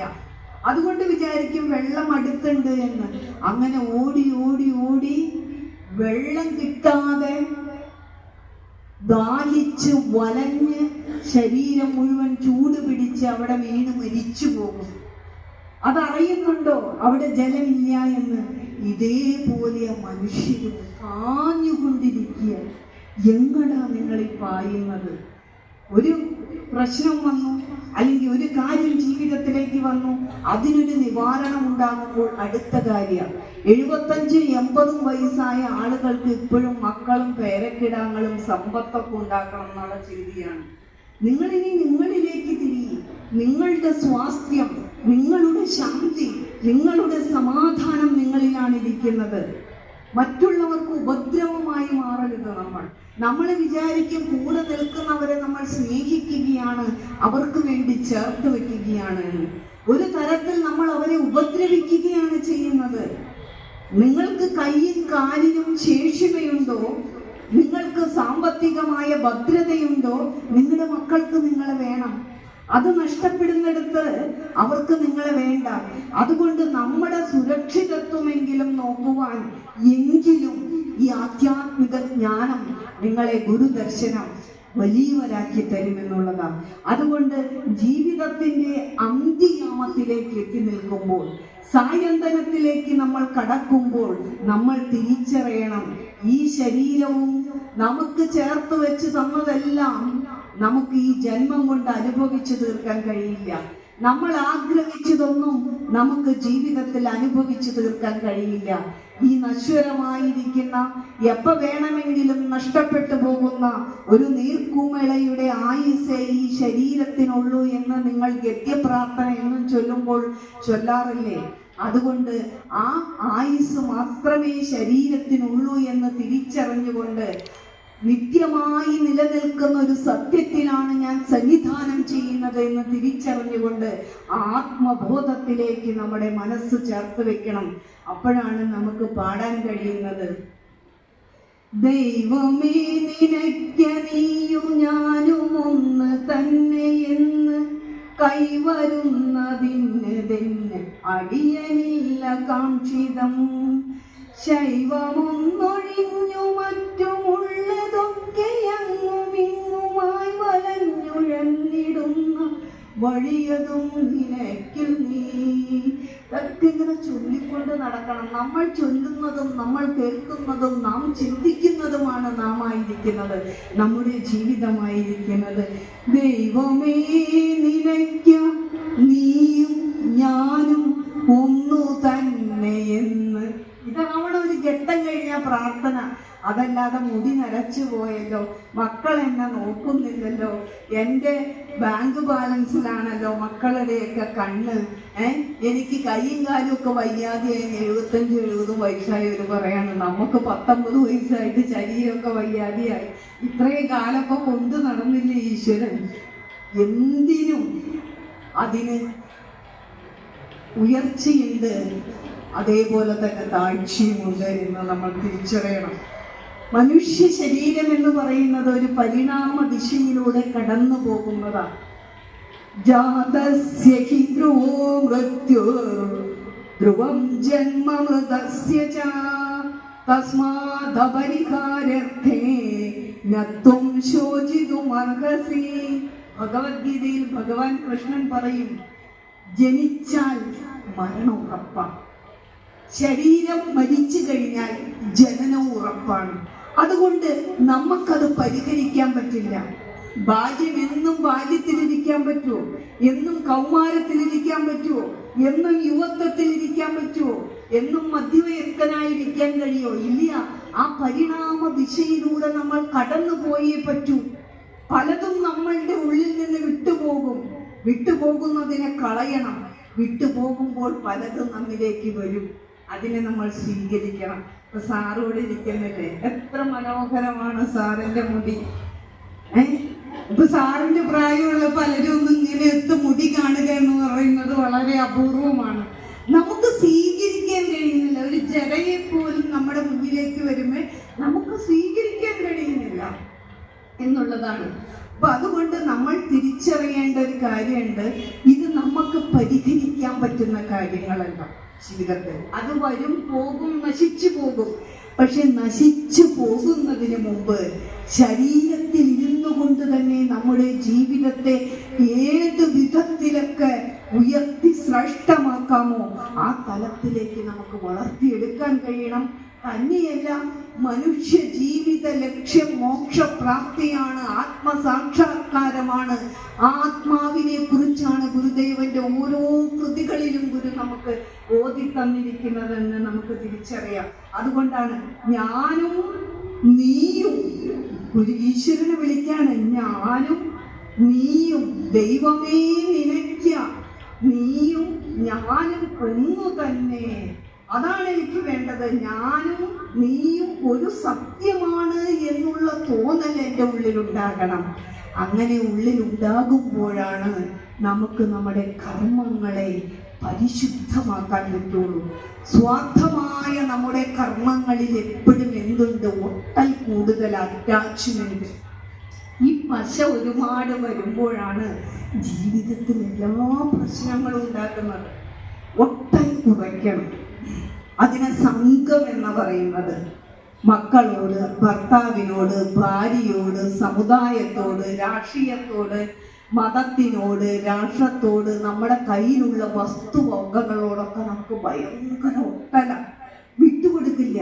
അതാണ് സ്വാർത്ഥത. നമ്മൾ പയ്യെ പയ്യെ വിട്ടുകൊടുക്കണം. മനസ്സുകൊണ്ട് വിട്ടുകൊടുത്തിട്ട് പുറമേ ചേർത്ത് വെക്കണം. ഇതെന്റെ ഭർത്താവ്, ഇതെന്റെ കുഞ്ഞ്. പുറമേ നമ്മൾ ചേർത്ത് പിടിക്കണം, അവരെ സ്നേഹിക്കണം, അവരെ പരിഗണിക്കണം. പക്ഷെ അകമേ ഒരു തരത്തിലുള്ള അറ്റാച്ച്മെന്റും പാടില്ല. അതുകൊണ്ടാണ് ഗുരു പറയുന്നത്, നമുക്ക് ഈശാവാസ്യ ഉപനിഷത്ത് എഴുതി തന്നപ്പോൾ രണ്ടാമത്തെ മന്ത്രം പറയുന്നത് എന്താ? അല്ലെങ്കിലന്ത്യം വരെയും കർമ്മം ചെയ്തിങ്ങസംഗനായി ഇരിക്കുക, ഇതല്ലാതില്ല ഒന്നും മരനു ചെയ്തിടാൻ. അസംഗനായിട്ട്, സ്വാർത്ഥതയില്ലാതെ, കർമ്മഫലകാംക്ഷയില്ലാതെ മരണം വരെ മുന്നിലേക്ക് വരുന്ന കർമ്മങ്ങൾ നിർവഹിച്ച് കടന്നു പോകുക. അങ്ങനെയുള്ള വ്യക്തികൾ ഈ സമൂഹത്തിൽ, ഈ പ്രപഞ്ചത്തിൽ ഉണ്ടായിട്ടുണ്ടോ? അവരെ ലോകം അറിഞ്ഞിട്ടുണ്ട്. സ്വാർത്ഥപരമായിട്ട് എന്ത് നേടിയാലും, എന്ത് ചേർത്ത് വെച്ചാലും, എന്തനുഭവിച്ചാലും അവരെയൊന്നും ലോകം അറിഞ്ഞിട്ടില്ല എന്നുള്ള വലിയൊരു തിരിച്ചറിവിലേക്ക് നാം പോകേണ്ടതായിട്ടുണ്ട്. അതുകൊണ്ട് ഗുരു നമുക്ക് പറഞ്ഞു തരികയാണ് എന്ത്? ഒരു പ്രത്യേക ഘട്ടമെത്തുമ്പോൾ നിങ്ങൾ ഈശോവാസി ഉപനിഷത്തൊക്കെ എന്നും ചൊല്ലണോട്ടോ. അതിൻ്റെയൊക്കെ അവസാന ഭാഗത്ത് ഗുരുദേവൻ നമ്മളോട് പറഞ്ഞു തരുന്നുണ്ട്, എന്താണ്? ഈശ്വര, ഇനി എനിക്ക് വേണ്ടത് വിഷയസുഖങ്ങളിൽ നിന്നുള്ള തൃപ്തി ഇത്രയുള്ളൂ എന്ന് മനസ്സിലായി. ഇതിലും അപ്പുറത്ത് ശാശ്വതമായൊരു തൃപ്തി, പരമാനന്ദ പ്രാപ്തി കിട്ടുന്ന ഒരു അനുഭവ അവസ്ഥയിലേക്ക് നമുക്ക് കടന്നു നീങ്ങാമെന്ന് നാരായണ ഗുരു പറഞ്ഞല്ലോ. അതിലേക്ക് ഞാനൊന്ന് പതുക്കെ പ്രയാണം ചെയ്യട്ടെ. അങ്ങനെ പ്രയാണം ചെയ്യുമ്പോഴാണ് നമ്മുടെ കർമ്മത്തിൽ നമുക്ക് ജാഗ്രത വരുന്നത്. അവിടെയാണ് ഗുരു പറയുന്നത്, അപരനു വേണ്ടി അഹർനിശം പ്രയത്നം കൃപണത വിട്ട് കൃപാലു ചെയ്തിടുന്നു. കൃപണനധോ മുഖനായി കിടന്ന് ചെയ്യുന്ന അപജയ കർമ്മം അവനു വേണ്ടി മാത്രം. ഗുരുവിന്റെ വചനങ്ങളിലേക്കൊക്കെ നമ്മൾ ഉയരുമ്പോൾ ജാതി ഇല്ല, മതമില്ല, അതിർവരമ്പുകളില്ല, വർഗങ്ങളില്ല, ഇനങ്ങളില്ല. ഒരു പുഴുവാണെങ്കിലും പൂച്ചയാണെങ്കിലും പുൽച്ചാടിയാണെങ്കിലും പശുവാണെങ്കിലും ആനയാണെങ്കിലും മീനാണെങ്കിലും എന്നിലാണെങ്കിലും നിങ്ങളിലിരിക്കുന്ന ശക്തി ഒന്നാണ് എന്ന് തിരിച്ചറിയുന്ന ഒരു ആത്മബോധത്തിലേക്ക് നമ്മൾ വളരുമ്പോൾ നമ്മുടെ കർമ്മം ഒരിക്കലും കൃപണതയുള്ളതാകില്ല. ലോകത്തിൽ 2 തരം മനുഷ്യരുള്ളൂ എന്നാ പറയുന്നത്. ഒന്ന് കൃപാലുക്കളായിട്ടുള്ള ആളുകൾ, വേറെ ഒന്ന് കൃപണരായിട്ടുള്ള ആളുകൾ. ആ കൃപാലുവിന്റെ ലക്ഷണം എന്താണ്, കൃപണന്റെ ലക്ഷണം എന്താണ് എന്നാണ് ഇതിനകത്ത് പറഞ്ഞു തരുന്നത്. കൃപണൻ അവളുടെ സ്വാർത്ഥ സുഖത്തിന് വേണ്ടിയിട്ട് എന്തും ചെയ്യും. ആരെയൊക്കെ വേദനിപ്പിക്കാമോ, ഹിംസിക്കാമോ, തച്ചുടയ്ക്കാമോ, അവഹേളിക്കാമോ, അതൊന്നും അവർക്കൊരു വിഷയമല്ല. ആ സുഖത്തിന് വേണ്ടിയിട്ട് എല്ലാം ചേർത്ത് വെച്ച് അനുഭവിക്കാൻ കൊതിക്കുന്ന മനുഷ്യൻ അധോമുഖനായി കിടന്ന് ചെയ്യുന്ന അപചയ കർമ്മം അഗാധമായിരിക്കുന്ന കൊക്കയിലേക്ക്, ആഴത്തിലേക്ക് അവന്റെ ജീവിതം അധപ്പതിച്ചു പോകുന്നു. പക്ഷേ കൃപാലുമായിരിക്കുന്ന ഒരു വ്യക്തിയോ ഇതൊക്കെ പഠിച്ചു വരുമ്പോൾ എൻ്റെ ജീവിതത്തിൻ്റെ സുഖം ഞാൻ ലാക്കാക്കുന്നത് പോലെ തന്നെ എൻ്റെ കൂടെ നിൽക്കുന്നവരെയും ഈ ചുറ്റുപാടുള്ളവരുടെയും സുഖത്തിനും ക്ഷേമത്തിനും സമാധാനത്തിനും വർത്തിക്കേണ്ട ഉത്തരവാദിത്തമുണ്ട് എന്ന് ഞാൻ തിരിച്ചറിയുമ്പോൾ ആ വ്യക്തിയെ ഗുരു വിളിക്കാണ് കൃപാലു എന്ന്. നമ്മൾ എത്രയോ പാട്ടുകളൊക്കെ നിങ്ങൾ നോക്കൂ, ഇന്ന് സോഷ്യൽ മീഡിയ ഫേസ്ബുക്കാണ് ആദ്യം നോക്കുന്നത് ഫേസ്ബുക്കാണ്. അതിൽ കഴിഞ്ഞ വാട്സാപ്പ് നോക്കുള്ളൂ. ഓരോ ദിവസവും ഇറങ്ങുന്ന പാട്ടുകൾ, ഇവിടെ ഇരുന്ന് ആരെങ്കിലും ഒരു പാട്ട് പാടി ഈ ലോകം മുഴുവൻ അത് ഇഷ്ടപ്പെട്ട പാടും. കവിതകൾ, ചിന്തുപാട്ടുകൾ ഒക്കെ പഠിക്കുന്നു. പക്ഷെ എത്രയോ വർഷങ്ങളായി നമ്മൾ ഗുരുവിന്റെയൊക്കെ പേര് പറഞ്ഞു നടക്കുന്നു.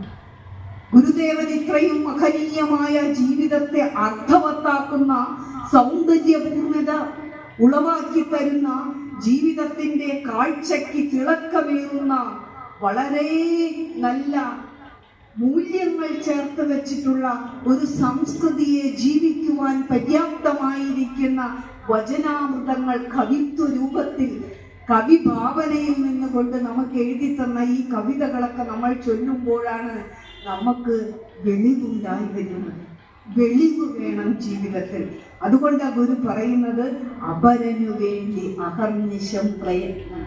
എൻ്റെ സുഖത്തോടൊപ്പം തന്നെ ഇതൊക്കെ നന്നായി പഠിക്കുന്ന ഒരു സ്ത്രീ, ഒരു സഹോദരി 10 ആവർത്തി ആത്മോപദേശ ശതകം എടുത്തു വെച്ച് ഈ ശ്ലോകം ചൊല്ലുമ്പോൾ ആദ്യം പരിഗണിക്കുന്നത് നമ്മുടെ കൂടെ നിൽക്കുന്നവരെയായിരിക്കും. നമ്മളോട് അരുചി കാണിച്ചോട്ടെ, നമുക്ക് ചിലപ്പോൾ നമ്മളെ വേണ്ട വിധത്തിലൊന്നും സ്നേഹിച്ചില്ല എന്നിരിക്കാം, പരിഗണിച്ചില്ല എന്നിരിക്കാം. പക്ഷെ നമുക്ക് പരിഗണിക്കാൻ കഴിയും, നമുക്ക് സ്നേഹിക്കാൻ കഴിയും, നമുക്ക് സേവിക്കാൻ കഴിയും. കാരണം ഞാൻ ജീവിക്കുന്നത് എൻ്റെ സുഖത്തിനാണ്, എന്റെ ശാന്തിക്ക്, എന്റെ സമാധാനത്തിന്, അത് കൂടെ നിൽക്കുന്നവരെ കെടുത്താതിരിക്കുന്ന ഉത്തരവാദിത്തം എനിക്കുണ്ട്. അവർക്ക് ഞാൻ അത് കൊടുക്കേണ്ട ഉത്തരവാദിത്തം ഉണ്ട് എന്ന് തിരിച്ചറിയുമ്പോൾ ഒരു ഗൃഹം എന്നൊക്കെ പറയുന്നത് എത്ര സമാധാനപൂരിതമായ അന്തരീക്ഷം തളം കെട്ടി നിൽക്കുന്ന ആളാണ്.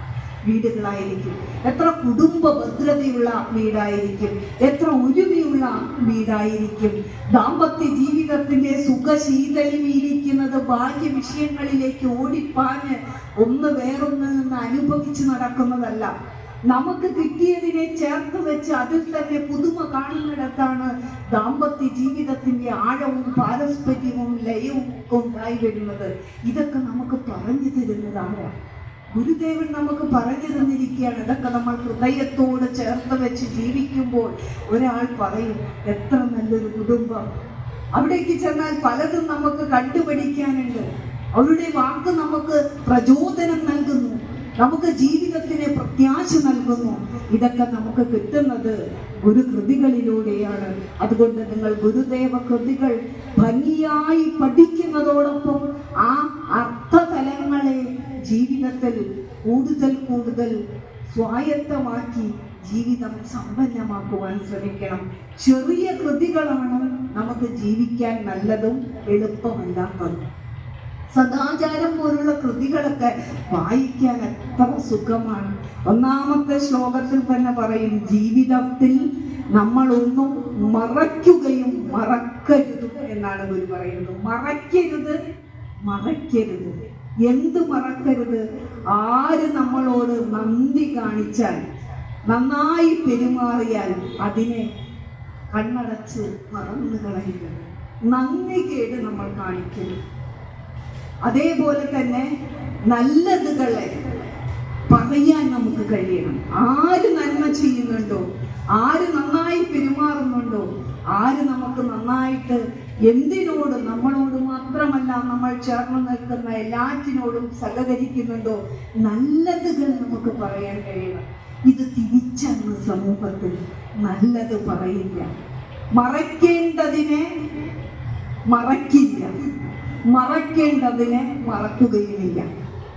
ഒരു തെറ്റ് ചെയ്തു, അതിൽ നമ്മളോടൊന്ന് അപമര്യാദയായി പെരുമാറി, അതങ്ങ് മറന്നു കളഞ്ഞാൽ പോരെ, അത് ഒരിക്കലും മറക്കില്ല. എവിടെ നമുക്ക് എപ്പോഴാണ്, ഏതൊരു മാനസികാവസ്ഥയിലാണ് നമുക്ക് മറന്നു കളയാൻ കഴിയുന്നത്? അത് ഗുരുദർശനം പഠിക്കുന്നിടത്ത് മാത്രമാണ്. നല്ലതല്ലൊരുവൻ ചെയ്ത നല്ല കാര്യം മറപ്പത്, നല്ലതല്ലാത്തത് ഉടനെ മറന്നിടുന്നതുത്തമം. നമ്മളിത് പഠിച്ചിട്ട് ഡിഗ്രി എടുക്കാൻ പോവാണ്, PhD എടുക്കാൻ പോവാണ്, അത് വലിയ പ്രഭാഷകയാകാനോ പ്രഭാഷകനാവാനോ അല്ല. നമ്മുടെ ജീവിതത്തിലേക്ക് തന്നിരിക്കുന്ന കർമ്മ സമ്മാനങ്ങൾ എന്താണോ അതൊക്കെ ഏറ്റുവാങ്ങിയിട്ട് ലളിത മാനസരായി ജീവിക്കാനാ, വിനയാന്വിതരായി ജീവിക്കാനാ, ഗുരുവിലും ഈശ്വരനിലും നിറഞ്ഞ ഭക്തിയുള്ളവരായി ജീവിക്കാനാ, നല്ല ഗൃഹസ്ഥനും നല്ല കുടുംബിനിയുമായി, നല്ല മകളും നല്ല മകനുമായി, നല്ല അച്ഛനും നല്ല അമ്മയുമായി ജീവിക്കാനാണ് ഗുരു നമ്മളെ പഠിപ്പിച്ചിരുന്നത്. ഈശാവാസ്യ ഉപനിഷത്ത് നിങ്ങൾ എന്നും പഠിക്കണം എന്ന് മാത്രമല്ല, അതിനകത്ത് നമുക്ക് പറഞ്ഞു തന്നിരിക്കുന്ന അവസാനം, ഗുരുവാണത് മലയാളത്തിൽ എഴുതി തന്നിരിക്കുന്നത്.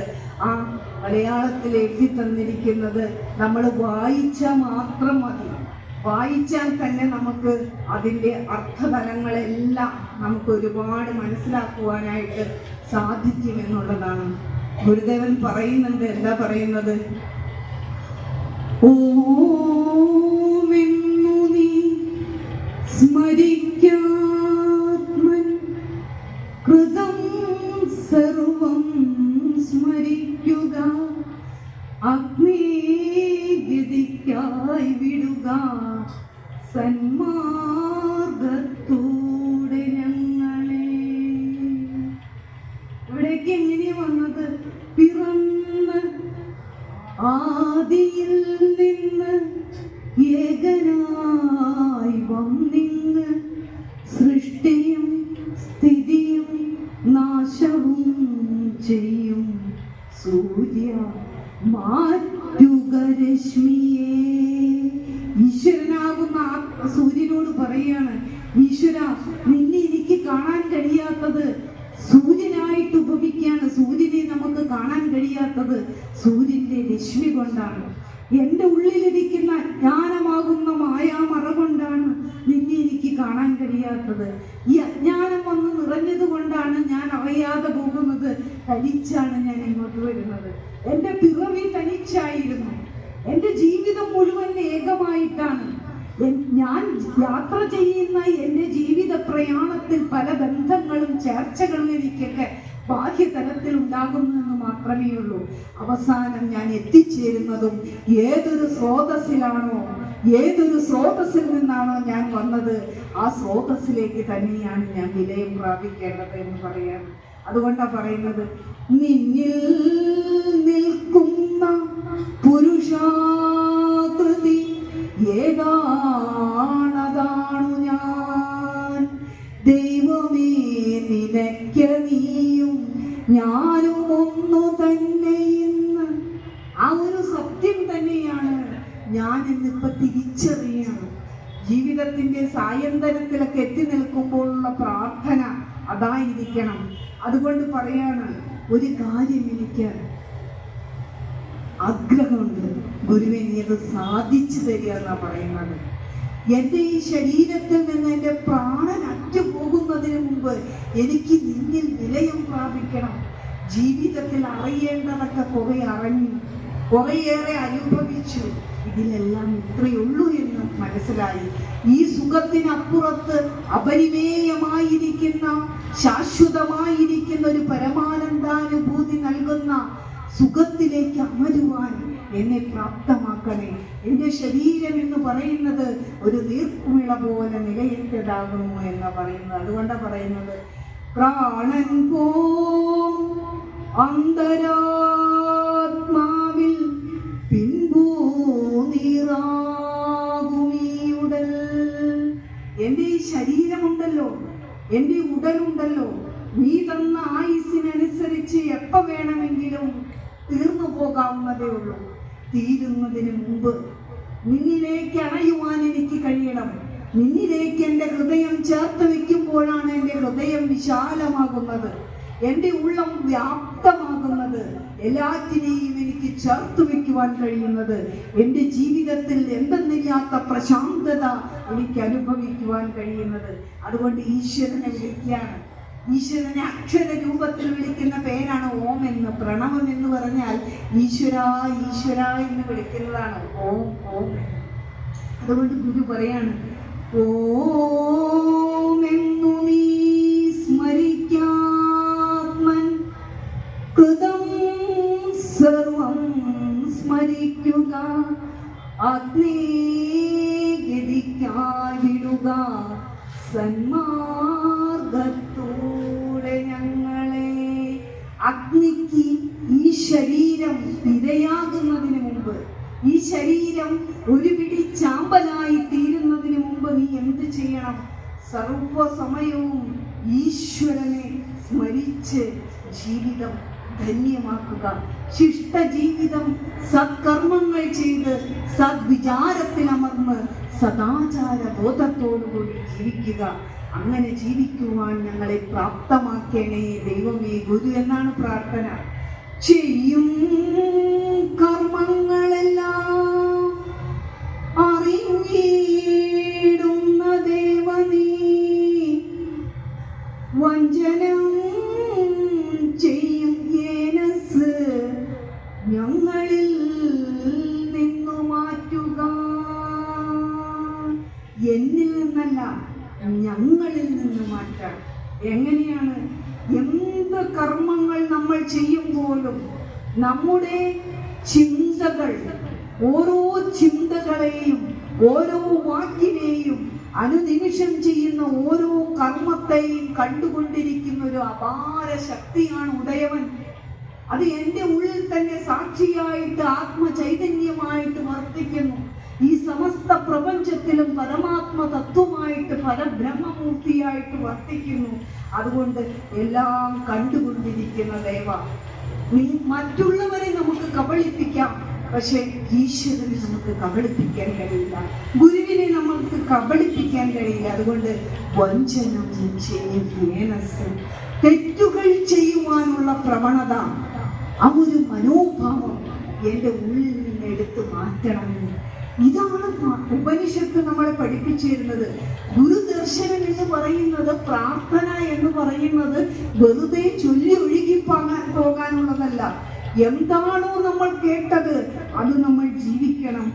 അങ്ങേക്കു ഞങ്ങൾ ചെയ്യുന്നു നമോവാകം മഹത്തരം, അങ്ങേക്കു ഞങ്ങൾ ചെയ്യുന്നു നമോവാകം മഹത്തരം. ഏറ്റവും വലിയ മഹത്വം, പരമോന്നതമായ മഹത്വം ഈശ്വരനാണുള്ളത്. അതുകൊണ്ട് ജീവിതത്തിൽ ഏറ്റവും വലിയ വില ഈശ്വരന് കൽപ്പിക്കുന്ന, ഗുരുവിന് കൽപ്പിക്കുന്ന ഒരുവളായിരിക്കും ഏറ്റവും നല്ല വ്യക്തിയായിരിക്കുന്നത്. ചെറുപ്പത്തിൽ ആർജിക്കാൻ കഴിഞ്ഞില്ലെങ്കിൽ വേണ്ട, നമുക്ക് യുവത്വത്തിലും ആർജിക്കാൻ കഴിഞ്ഞില്ലെന്ന് വേണ്ട, നമുക്ക് സായന്തനെങ്കിലും ഇതൊക്കെ പഠിക്കാൻ കഴിഞ്ഞില്ലേ. ഒരിക്കൽ സ്വാമിജി ഞങ്ങൾക്ക് ഒരുപാട് കഥകളൊക്കെ പറഞ്ഞുതരും. കഥ എന്ന് പറഞ്ഞ സംഭവം, ഒരു മീൻപിടുത്തക്കാരൻ മീൻ പിടിക്കാനായിട്ട് പോവുകയാണ് നദിക്കരയിലേക്ക്. വേഗം കണ്ണു തുറന്ന് ഉണർന്നപ്പോൾ നേരം വെളുത്തുപോയി. വല കൊണ്ടാണ് പോയി മീൻ പിടിക്കുന്നത്. ഓടി നദിയുടെ അടുത്തേക്ക്. ആ പടവുകളിൽ ചെന്നപ്പോഴാണ് ഈ മീൻപിടുത്തക്കാരന് മനസ്സിലായത് നേരം പുലർന്നില്ല, പാതിരയായിരുന്നു. അമ്പിളിയമ്മാവൻ മാനത്ത് പൂർണ്ണേന്തു നിറഞ്ഞു നിൽക്കുന്നത് കൊണ്ട് നേരം വെളുത്തതായി തോന്നി. നമ്മൾ അങ്ങനെയല്ലേ, നേരത്തെ ഇരിക്കുന്ന ആളുകൾക്കൊക്കെ ഒരു 4 മണി 3:30 ഇരിക്കുന്നവർ ചാടി ഉണരുമ്പോൾ നേരം വെളുത്തു എന്ന് വിചാരിക്കും. കാരണം ട്യൂബ് ലൈറ്റ് ഇട്ട പോലെയായിരിക്കും അന്തരീക്ഷം.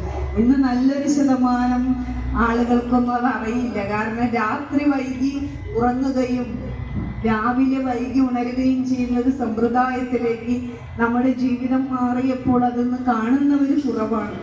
അപ്പൊ ഇദ്ദേഹം വിചാരിച്ചു നേരം പുലരട്ടെ എന്ന് കരുതി ആ പടവുകളിൽ ഇരുന്ന് അദ്ദേഹം നദിയുടെ അങ്ങനെ ഇരിക്കുന്ന സമയത്ത് പൂർണ്ണമായിട്ട് കാഴ്ചയില്ലെങ്കിലും ഒരു മങ്ങിയ കാഴ്ചയാണുള്ളത്. അദ്ദേഹം ഇരുന്നിടത്തൊരു ചാക്കുണ്ടായിരുന്നു. ചാക്കിൽ നിറയെ എന്തോ ഇരിക്കുന്നുണ്ട്. അപ്പൊ ഇദ്ദേഹം വലിയ ആസ്വാദകനാ പ്രകൃതിയൊക്കെ. ചിലര് കണ്ടിട്ടില്ലേ, എത്ര വലിയ പണിയെടുത്താലും നമ്മൾ മാധ്യമങ്ങളിലൊക്കെ തമാശയായ ഒരുപാട് കാര്യങ്ങൾ വരാറുണ്ട്. അതൊക്കെ നമ്മൾ കാണുമ്പോൾ നമ്മൾ തമാശക്കാരെന്ന് തോന്നുന്നവരൊക്കെ ഗൗരവമായ ജീവിതം നയിക്കുന്ന ആളുകളായിരിക്കും. അപ്പൊ ഇദ്ദേഹത്തിന് നല്ല കലാബോധവും പ്രകൃതിയൊക്കെ ആസ്വദിക്കുന്ന മനുഷ്യനാണ്. പ്രത്യേകിച്ച് പുഴയായിട്ട് അനുരണനപ്പെട്ട് ജീവിക്കുന്ന വ്യക്തി ആയതുകൊണ്ട് അദ്ദേഹം ഇതിലിങ്ങനെ തപ്പി നോക്കിയപ്പോൾ ഒരു കല്ല് കിട്ടി. കല്ലായിരുന്നു ആ ചാക്ക് നിറയെ. അദ്ദേഹം ഒരു കല്ലെടുത്ത് ആ പുഴയിലേക്ക് ഇട്ടോടെ ശാന്തമായിരുന്നു. പ്രകൃതിയൊക്കെ നല്ല, ഒരു തരത്തിലും പ്രകൃതിയിലെ കിളികളുടെ ശബ്ദമല്ലാതെ വേറെ ഒന്നുമില്ല. ഈ കല്ല് ഈ നദിയിലേക്ക് ഇട്ടപ്പോൾ ആ കല്ല് അതിൻ്റെ ആഴങ്ങളിലേക്ക് നല്ല താഴ്ചയുള്ള നദിയായിരുന്നു. പോകുന്ന ആ ശബ്ദം ഇങ്ങനെ കേട്ട് അതിൽ അമർന്നിരുന്നു.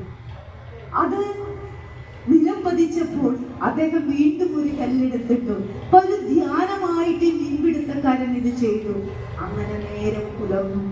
നേരം പുലർന്നപ്പോൾ ആ ചാക്കിൽ ഒരു കല്ല് മാത്രമായി.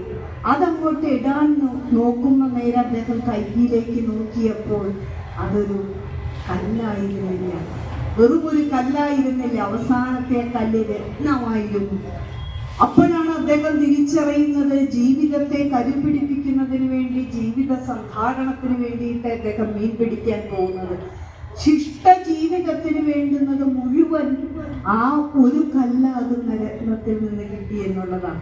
ഇതുപോലെയാണ് അദ്ദേഹം അറിഞ്ഞില്ലല്ലോ അത് രത്നമാണെന്ന്. വലിയ താഴ്ചയുള്ള നദിയാണ്, അതിനകത്തേക്ക് അത് ഇട്ടുകൊടുത്തുകൊണ്ടേയിരുന്നു. ഇതേപോലെ നമ്മുടെ ജീവിതം നാം അറിയാതെ വ്യർത്ഥമായി ജീവിച്ചു പോകരുത്. അറിഞ്ഞ് അനുഭവിച്ച് സുഖിച്ച് എന്നാൽ അതിൽ പറ്റലില്ലാതെ, സംഘങ്ങളില്ലാതെ, ജീവിതം താൽക്കാലികമാണ് എന്നും നശ്വരമായ ശരീരത്തിന് പോഷണം കൊടുക്കുന്നതോടൊപ്പം തന്നെ ശരീരത്തിൽ വർത്തിക്കുന്ന അനശ്വരമായ ഉണ്മയെ ചേർത്ത് പിടിച്ച് അതിൽ ലയിക്കുവാനുള്ള ഒരു വാഞ്ചന കൂടി മനുഷ്യ ജീവിതത്തിൽ ഉണ്ടാകട്ടെ എന്നുള്ളൊരു പ്രാർത്ഥന മാത്രമാണ് ഈ ഒരു സന്ദർഭത്തിൽ ഉള്ളത്.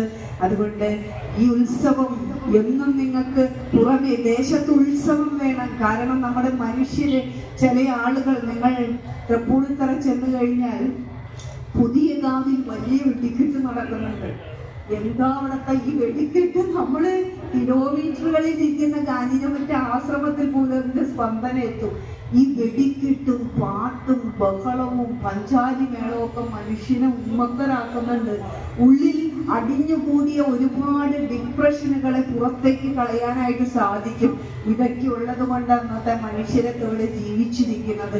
ഈ ഉത്സവങ്ങളും താലപ്പൊലികളും ഇവിടെ വന്ന് അന്നദാനം ഉണ്ടാക്കുകയും അത് കൊടുക്കുകയും അത് ചേർത്ത് വെക്കുകയും പ്രാർത്ഥനയിലൊക്കെ ചേർന്നിരിക്കുകയൊക്കെ ചെയ്യുന്ന ജീവിതത്തിന്റെ ഒരു സുഖം അത് നമുക്ക് കിട്ടുന്നതോടൊപ്പം തന്നെ ഗുരുവിലമർന്ന ഉത്സവമായതുകൊണ്ട് ശാശ്വതമായ സുഖത്തിന് വേണ്ടുന്ന പോഷണങ്ങൾ നമ്മുടെ ജീവിതത്തിൽ ലഭിക്കട്ടെ എന്ന് പ്രാർത്ഥിച്ചുകൊണ്ട് എപ്പോഴും എന്നെ വളരെ ആകർഷിച്ചിട്ടുള്ള ഒരു കൃതിയാണ് ശങ്കരാചാര്യ സ്വാമികളുടെ ഗുരുഷഡ്ഗം എന്ന് പറയുന്ന ഗുരുവഷ്ടകം. ഗുരുഷഡ്ഗമല്ല, ഗുരുവഷ്ടകം.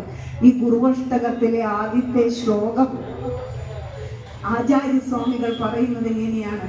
നല്ലൊരു ശരീരം നമുക്ക് കിട്ടിക്കോട്ടെ. ശരീരം എന്ന് പറഞ്ഞാൽ സുന്ദരമായ ഒരു ശരീരം, ആര് കണ്ടാലും നോക്കുന്ന ശരീരം, സൗഷ്ഠവമുള്ള ശരീരം, വീര്യമുള്ള ശരീരം, കരുത്തുള്ള ശരീരം, മനോബലവും ആത്മബലവും അത്രമേലുള്ള അംഗങ്ങൾക്കൊക്കെ നല്ല സൗഷ്ഠവമുള്ള ഒരു ശരീരം നമുക്കുണ്ടായിരുന്നാലും ശരി, ശരീരം സ്വരൂപം നല്ല ഭംഗിയുള്ള ഒരു രൂപം ഉണ്ടായിരുന്നാലും ശരി, തഥാവാ കളത്രം. ഒരു വ്യക്തി എന്ന രീതിയിൽ എന്നെ മനസ്സിലാക്കുന്ന നല്ലൊരു ഭാര്യ, എൻ്റെ ആവശ്യങ്ങളെ ഞാൻ പറയാതെ തന്നെ മനസ്സിലാക്കിയെല്ലാം ചേർത്ത് വെച്ച് തരുന്ന എൻ്റെ മക്കൾ, എൻ്റെ ഭാര്യ, എൻ്റെ കൂടപ്പിറപ്പുകൾ, സുഹൃത്തുക്കൾ, ആരൊക്കെ നിങ്ങൾക്കുണ്ടായിരുന്നാലും ശരി, പറയാണ് തഥാവാ കളത്രം യശശ്ചാരുചിത്രം മഹാമേരു തുല്യമേ.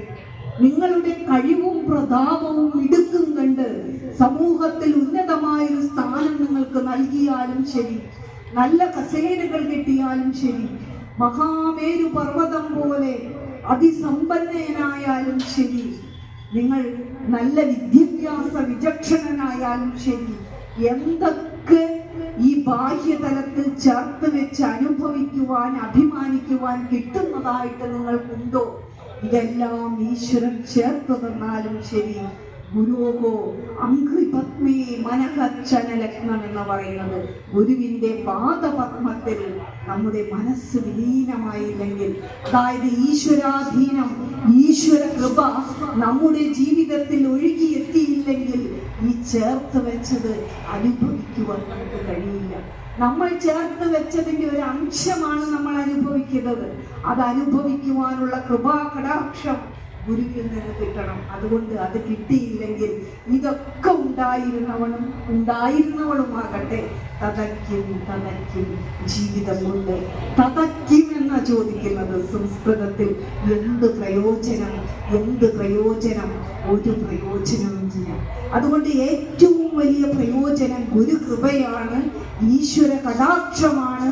അതിൻ്റെ താഴെയാണ് ബാക്കി എല്ലാ സമ്പന്നതകളും എന്ന് തിരിച്ചറിഞ്ഞുകൊണ്ട് ജീവിതത്തെ ശ്രേഷ്ഠമാക്കുവാനായിട്ട് ശ്രമിക്കുക. ശരീരം സ്വരൂപം തഥാവാ കളത്രം യശശ്ചാരുചിത്രം ധനം മേരു തുല്യം ഗുരോരംഘ്രിപത്മേ മനശ്ചേന ലഗ്നം തദയ്ക്കും തദയ്ക്കും തദയ്ക്കും തദയ്ക്കും തദയ്ക്കും തദയ്ക്കും തദയ്ക്കും തദയ്ക്കും തദയ്ക്കും തദയ്ക്കും തദയ്ക്കും തദയ്ക്കും കരചരണകൃതം കായജം കർമ്മജം വാ ശ്രവണനയനജം വാ മാനസം വാപരാധം വിഹിതമവിഹിതം വാ സർവമേതക്ഷമസ്വ ശിവ ശിവ കരുണാബ്ധേ ശ്രീമഹാദേവ ശംഭോ. ഓം പൂർണ്ണമദ പൂർണ്ണമിദം പൂർണ്ണാത് പൂർണ്ണമുദച്യതേ പൂർണ്ണസ്യ പൂർണ്ണമാദായ പൂർണ്ണമേവാവശിഷ്യതേ. ഓം ശ്രീനാരായണ പരമഗുരവേ നമഃ. സത്യത്തിൽ ഞാനല്ലെന്ന് വരേണ്ടത് നിങ്ങൾക്കൊക്കെ പ്രിയപ്പെട്ട സ്വാമിനി നിത്യചിന്മയാണ്. ഇന്നലെയാണ് നിത്യ എന്നോട് പറയുന്നത് നീ പോണം. അങ്ങനെ വളരെ ദൂരത്തായിരുന്നു ഞാൻ എങ്ങനെയാണ് കണ്ണറിയാൻ പാടില്ല നീ വണ്ടി ഓടിച്ച് ഇവിടെ അതേ സ്പീഡിൽ ഓടിച്ച് ഇവിടെ എത്തി കുറച്ചു നേരം നിങ്ങളോട് സംസാരിക്കാൻ കഴിഞ്ഞത് വളരെ ധന്യതയായിട്ട് കാണുന്നു. ഒരു ചെറിയ കാര്യങ്ങൾ പറഞ്ഞ് അവസാനിപ്പിക്കാം. ഇത് നിങ്ങളുടെയാണ്. ഈ ദേശത്തുള്ള ഓരോരുത്തരും നിങ്ങൾ 10 രൂപ കിട്ടിയാൽ ഒരു വഴിപാട് ഇവിടെ നടത്തണം. ഇവിടെ നടത്തുക, ഇതിനെ സമ്പന്നമാക്കുക, ഇവിടെ എല്ലാം ചേർത്ത് വയ്ക്കുക, ഒരു സന്നിധിയിലേക്ക് വരിക, യോജിച്ച് സഹകരിച്ച്. ഇനി ധനമില്ലെങ്കിൽ ശരീരം കൊണ്ടുള്ള പ്രയത്നം, വാക്കുകൊണ്ടുള്ള സേവ, ഇതൊക്കെ നടത്തി ഉത്തരോത്തരം നമ്മുടെ ഈ ശാഖ വളരുവാനായിട്ട് എല്ലാ സംഘാടകരും ഗുരുഭക്തരും പരിശ്രമിക്കണമെന്ന് പ്രാർത്ഥിച്ചുകൊണ്ട് ജീവിതത്തിൽ പ്രാർത്ഥന കൈവിടാതെ ഗുരുവചനങ്ങൾ കൈവിടാതെ നല്ലൊരു മനുഷ്യനായി എനിക്ക് ജീവിക്കാൻ കഴിയണേ ദൈവമേ എന്ന് പ്രാർത്ഥിച്ചുകൊണ്ട് ജീവിതം ഓരോ നിമിഷവും ധന്യമാക്കുക. ഒരു ലാഭം തീർച്ചയായും ഉറപ്പാണ്. ഗുരുദേവ കൃതികൾ പഠിക്കുക. ഗുരുവിൻ്റെ കൃപ നിങ്ങൾക്ക് എല്ലാവർക്കും ഉണ്ടാകട്ടെ എന്ന് പ്രാർത്ഥിച്ചുകൊണ്ട് എന്നെ പകരത്തിന് ക്ഷണിച്ചതിന് സംഘാടകർക്ക് നന്ദി അർപ്പിച്ചുകൊണ്ട് ഞാൻ എൻ്റെ വാക്കുകൾ ഉപസംഹരിക്കുന്നു.